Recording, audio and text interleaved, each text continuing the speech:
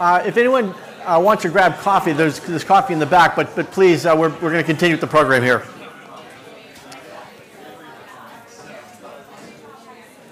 And if the discussion could go outside, that'd be really awesome. Okay. Folks, if you can take the discussions outside, we can get started again in here. Thanks very much. Thank you. Okay, how many here have bought, how many people here, just by show of hands, have bought something from overstock.com? All right, okay. Since talking to James, actually, I have as well, and it's been a very, very positive experience. Overstock, let me tell you about James. He's the marketing chief of staff for Overstock, specializing in new business, new technology, e-commerce, and partnership development. He's been involved with other companies too, Gannett, Medtronic, Johnson & Johnson. He resides in Salt Lake City, and as an aside, he's a late-night gamer. I thought you'd find that interesting. Anyway, please join me in welcoming James. Thank you. James, I wonder if you could start by just telling us a little bit of the history of Overstock, because it's kind of interesting from where it's been to where it is. Yeah, it is an interesting story. I think it's 18 years next month when we were founded, and we were always founded on the premise that we were a tech company first and a retailer second. So a lot of the stuff that we've designed and developed has been in-house, and we certainly have a lot of vendors and partners that develop it with us. But we've always kind of taken that road as a company, which is why I'm speaking here, and which is why we have a blockchain trading floor here in the city and a subsidiary company that so we're very deep in AI and blockchain technology and just running the business on that side. And you used to sell excess inventory? Yeah, we started basically selling the inventory that nobody else could sell because they were experiencing the bubble, and that's how we got into the retail side. I would say less. We have a really small percentage of inventory now that's actually overstocked. Everything's first flying inventory. And your technology is being used by others or not? No, we primarily keep it ourselves. We have helped develop it with a few other partners, retailers in the past. And now our technology, for the most part on the retail side, is proprietary to us. So when did you start getting into AI? We've been,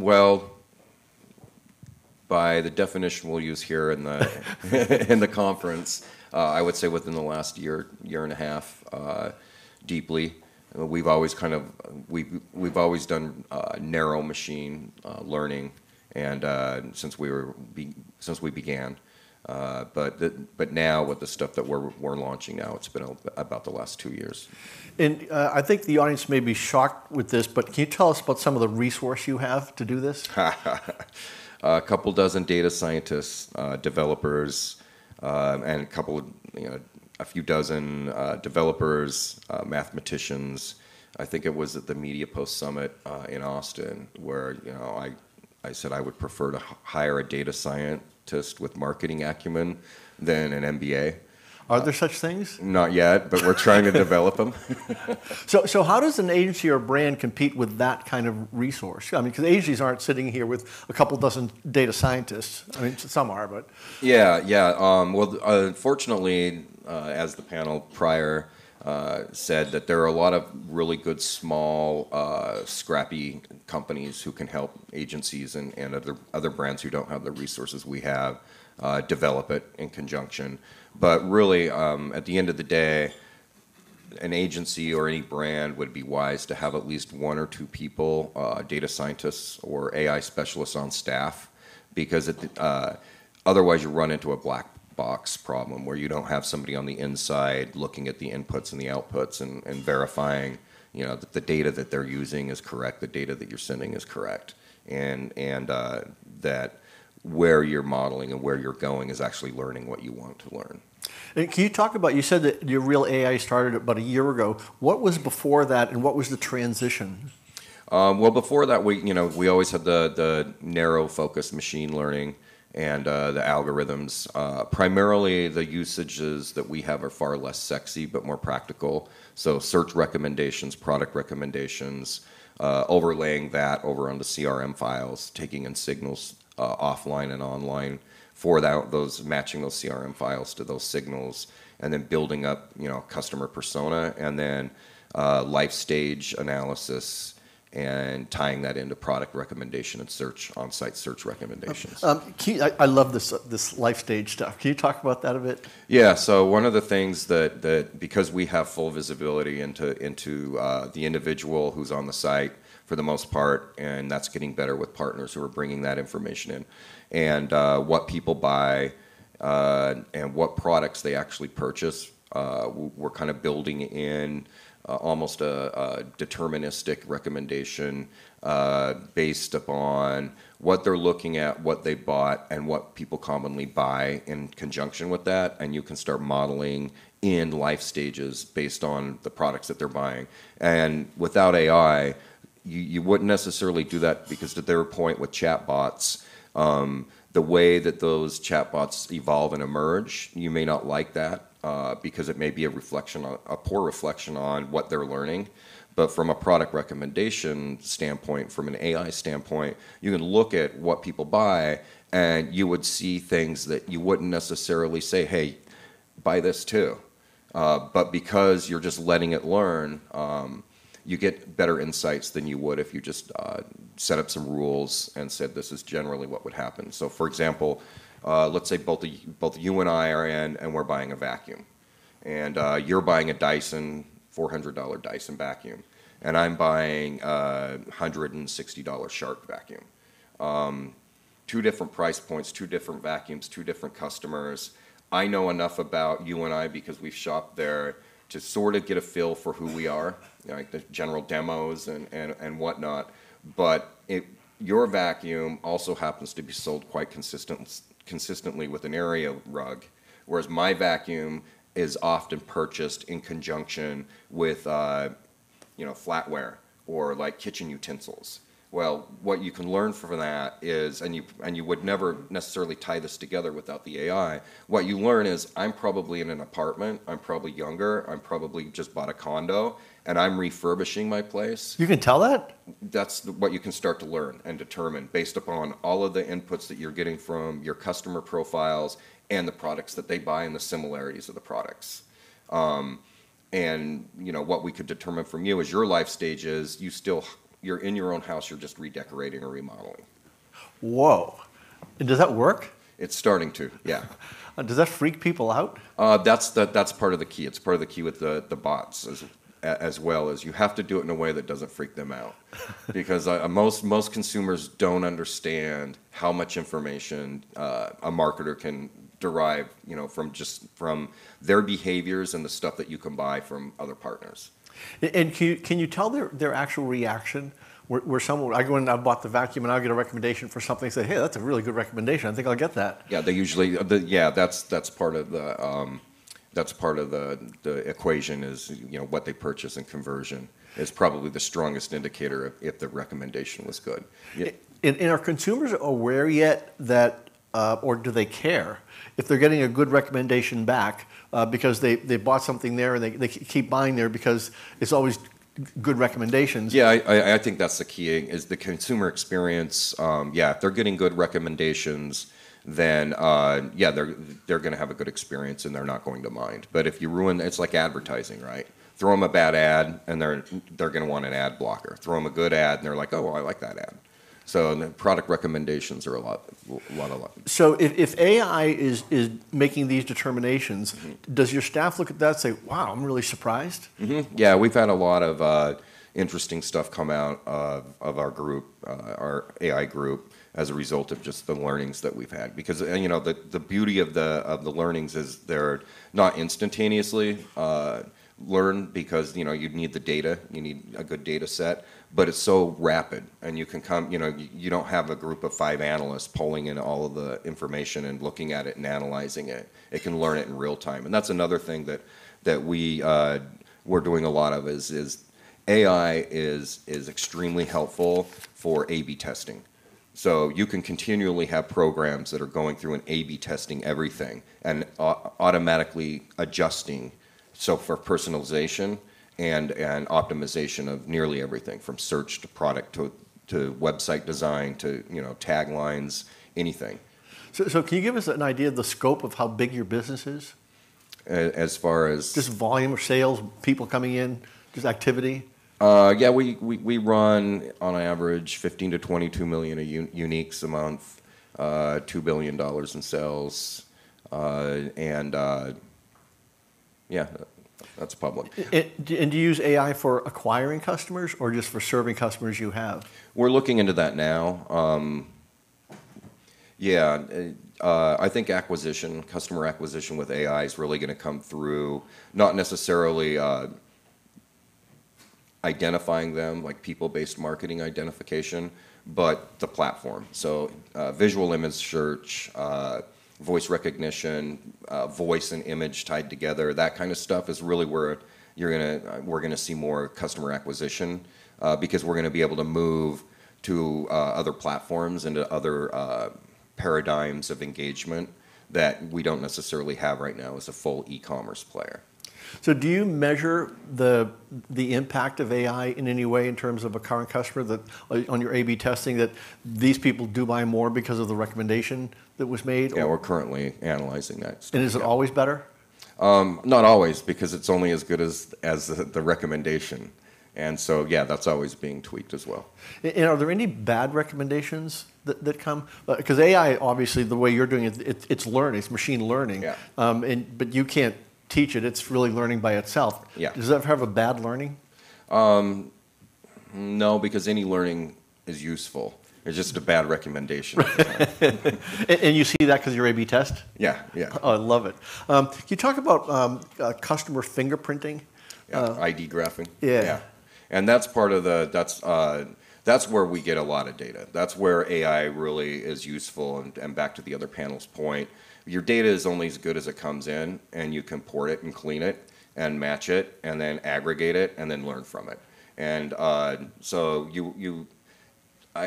few companies have complete ID graphing. Even the big players, the players in the duopoly, still can't completely ID graph with other partners. Especially in the offline world, it's really hard to ID graph outdoor users, out-of-home users. But you can do it. You just have to port it in from somebody else's data. And so aggregating all of that so that you can ID graph and fingerprint. Because that's the core to knowing your customer, and that's when you can start the personalization, and you can start training your machine learning programs to learn about those individuals. So how much do you learn? Quite a bit. Like, for example, hypothetically even. Yeah, and like we're getting better and better, but we can learn frequency of purchase. We can learn taste styles. We're starting to learn how much seasonality affects different consumers. So, the old paradigm, I think seasonality really was one of those legacies of carrying inventory and having to get rid of the inventory at the end of the season because new inventory is coming in. And that's kind of fallen by the wayside now, where if you can personalize to an individual's needs at any given season, you don't necessarily have to tell them you must buy this now because it's not available anymore. You can start tracking their purchase cycles and make recommendations to them based on how long ago they bought a specific item, what else they bought, and recommend to them, hey, you could use a new pair of shoes right now, and this is the style of shoe, and you feed that up as a recommendation for those shoes, knowing that customer buys that shoe and can get it any time now. And do you still do anything based on excess inventory? Because you have a lot of inventory of some particular product that we're going to now really kind of push this? Yes and no. If we have partners and vendors who want to push something, then we'll push that and help them move their inventory. But we're not caught up with that dynamic of carrying the inventory and then having to close it out and necessarily. Now we'll do it for our partners, but in a situation like that, is it highly targeted because of your AI engines? Not yet, but we're working on that as well. Yeah. So do you just blast it out to everybody, or a lot Yeah, of we just people? do a general site sale for stuff like that right now. And does that work? Yes, that works, and we are getting better at targeting those messages to the right people now. But that takes a little bit of time too, because now we're layering in our partners' customer information as well. And are you U.S. only or global? Oh, primarily the U.S. And Canada. And are you looking at going global in any way? Yeah, we have O.co, and we've gone globally. So we have a global presence, but the majority of our business comes through North America. Okay. We talked a little bit earlier about bots and Autobots, and where do you fall on that? Love them. Yeah, the message bots, there are constraints by how it learns, and I think how they learn is a reflection on us as people. So if we don't like the output of bots, we should probably take a look at ourselves. Bots have gotten a bad rep, but bots are hugely useful if they're used correctly. And sometimes we have fun just having a bot chat with a bot. What does that look like? It depends on the bots and what they're, where they go. It's humorous. Does the other though. bot know? No, we don't set it up in that way. But those are the games we sometimes play. But one of the things that we're looking at is, a bot can be trained through AI to completely understand you as an individual. And so if you have a bot who's just learning about, so if I have a bot just learning about James, and it's basically like an AI cookie, where it will look at what I read, what I shop, where I, watch, where I, what my price point preferences are. It could really, over time, learn everything about me, and I could just set it loose to do things for me. So I could set it loose and say, I need a new pair of shoes, and it could automatically go out, scrape every site, get the pricing, get the shoes, know the shoes I like, know the companies I want to shop, and come back with personalized recommendations across the entire web, not just my own website. If I wanted to read the news in the morning, I could have a bot that would follow me, understand me, and bring me back all the relevant articles that I want to read. So the bot is you. Yeah, exactly. It's like Second Life Avatar, only it's like you and the bot. Does that freak anybody out? So your bot could actually go do your bidding. Yeah, you could train it to function as an individual, and then we don't like this, and most sites don't like this. But now with image search technology, you could overlay snapshot the screen, see what the CAPTCHA is, and the bot could automatically soon go in and fill out the CAPTCHA. Or if you have the different security protocols where you have to pick certain things out of an image, right. Well, those are going to be gone too, because now you can take an image of an image, identify everything, teach the bot how to recognize everything, and then it can go in and just auto-populate, and it'll look like a human. So if that happens in the market overall, I mean, I know you guys are obviously ahead in this, what does that look like in the market then?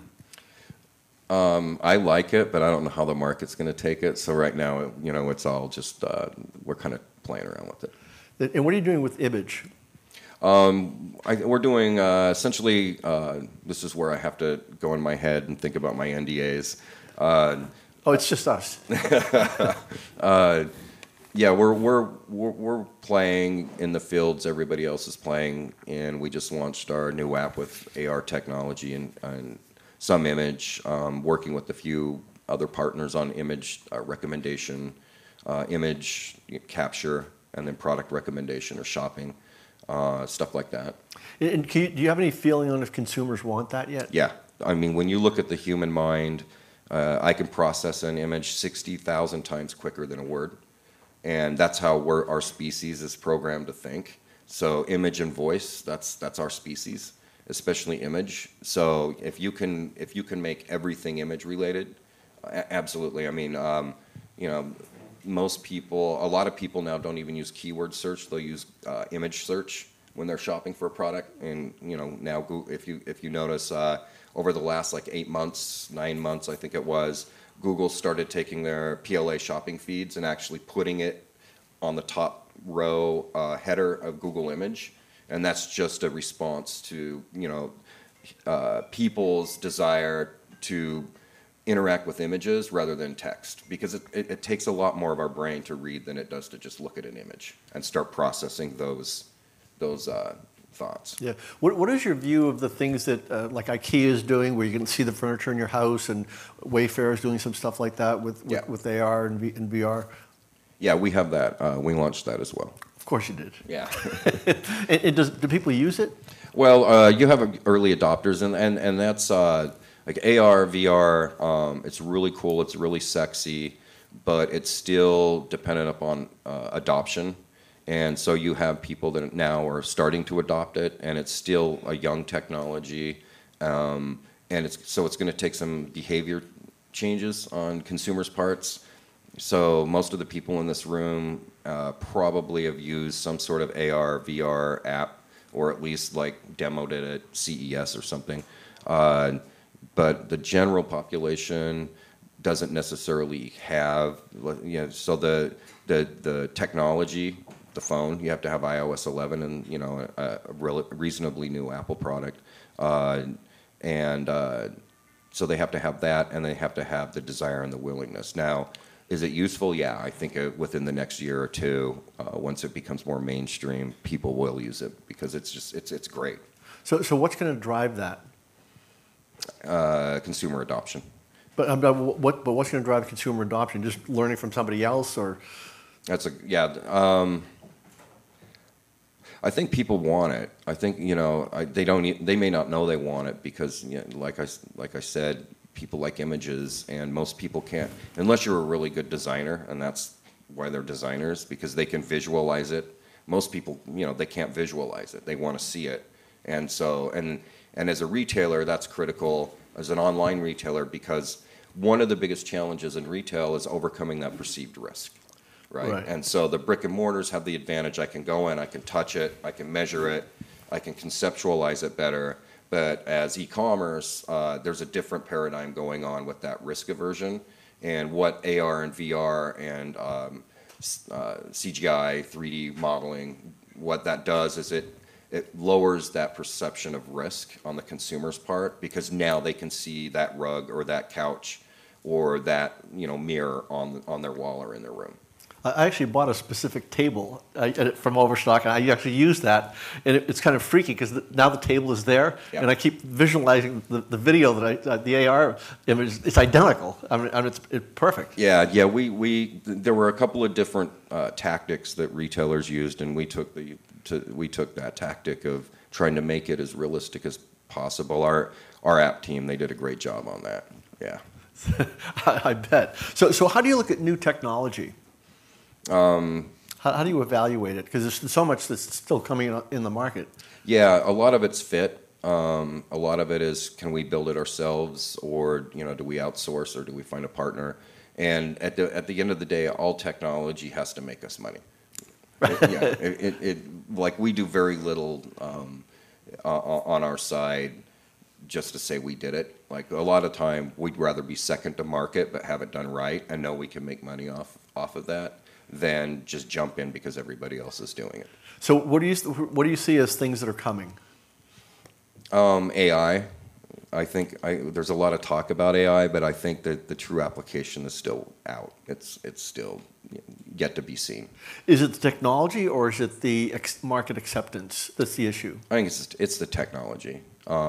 Technology and the resources. Like we said earlier, most people don't have a huge team of data scientists. Well, yeah. and I'm still looking for one that has business acumen. So, Hey, where do you look? Where do you find these people? Really, it's just you can't really recruit for that. You look at their credentials and you interview them and you see, okay, does this person live in theory, or does this person understand marketing and can live in retail? And what do you do in advertising? We do we do a lot of advertising across the board. But it's mostly digital, and we haven't yet explored any kind of machine learning outside of off-the-shelf stuff that's out there for advertising itself. So why wouldn't you use AI for that? We probably will, but when you look at it from the business perspective, from our perspective, Advertising is a spend on top of development costs, and it's easier for us to justify our resources right now on the hard side, to increase our margin by optimizing sales. So advertising will get there. It's just advertising is difficult in that it already has an inherent cost burden.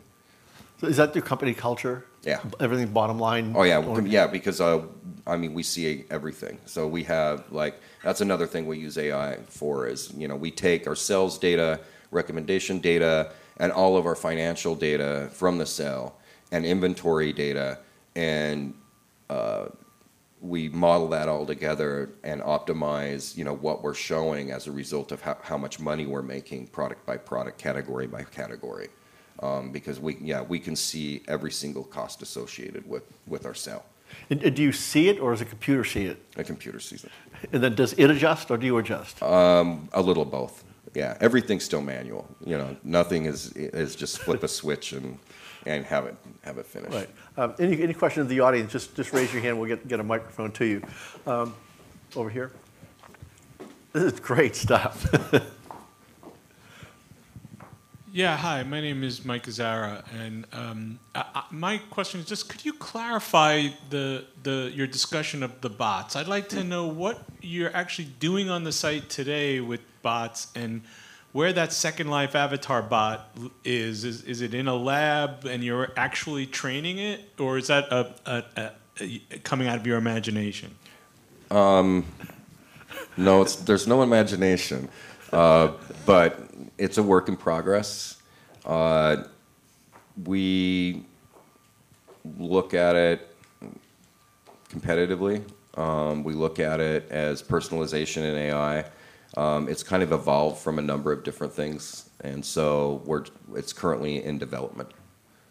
But we have achieved a few pretty cool stuff. All right, cool things. All right. Does that answer your question? I'm sorry, I have to be vague because it's proprietary, and I don't necessarily want to throw everything out. Does that make sense? How about the first part of the question? If you're using bots, on the site right now, that should be not proprietary. No, and we've tested bots and we test chat, but we're not using any intrusive bots or anything that's consumer facing. A lot of the bots that we're using on our site only give us visibility, and they're not seen by other individuals, but they're bots that are actually walking our site, doing specific tasks within our site to feed back information to us. So it's easier to have one particular bot scrape a category page or a subcategory group of pages and send back the information than it is to have an individual go through, and manually check the pages. So it's not really bots for, say, someone is going to contact you. They're not really dealing with a bot. They're dealing with a person? Yeah, the person they're dealing with is internal, not external. Right. Yeah. And then internally, you'd be using the bots, kind of going the other way. Yes. Got it. Yeah. I think a lot of folks here are using bots as the consumers interacting with the company, but it's really a bot. Yeah. No, we don't do a lot of that. We've tried it, and we've seen other people try it, and it's hit and miss. Yeah, when you have people in a phone shouting, "Speak to an agent! Speak to an agent!" Exactly. Yeah. Other questions? This is really leading edge stuff in terms of what you're doing. What surprises you? How quickly it's moving now, within the last 6 to 8 months. I don't know if that's the industry driving it or it's just the companies are getting better at figuring it out. That's interesting. And really, I think we think of AI as, it's going to learn everything, but it's really resource intensive. If you're going to do, especially if you're going to start stacking it, machine learning programs, it takes a lot of resources to do it properly. Now, I think that's one of the issues for the whole marketplace, where when people see the price tag in terms of resource, that's, whoa, I'm going to just wait a little bit here. Yeah. This isn't overpaying on a CPM because you have two middlemen that are making money off the top as well.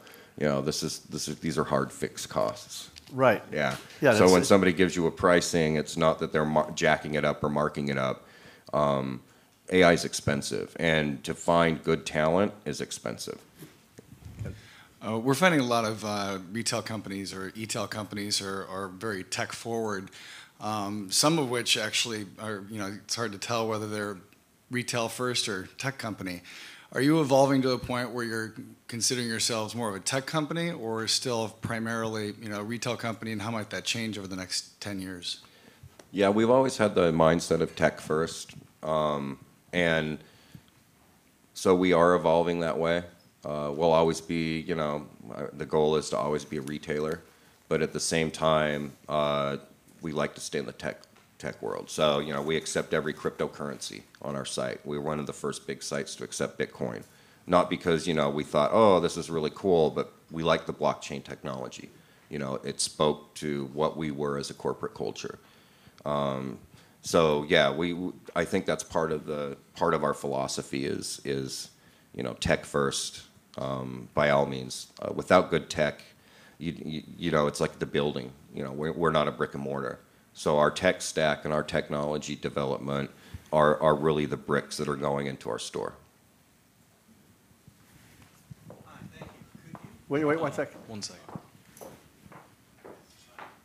Could you talk a bit about the rise of Echo and Google Home, and are you integrating into those, or do you see that as too competitive with you?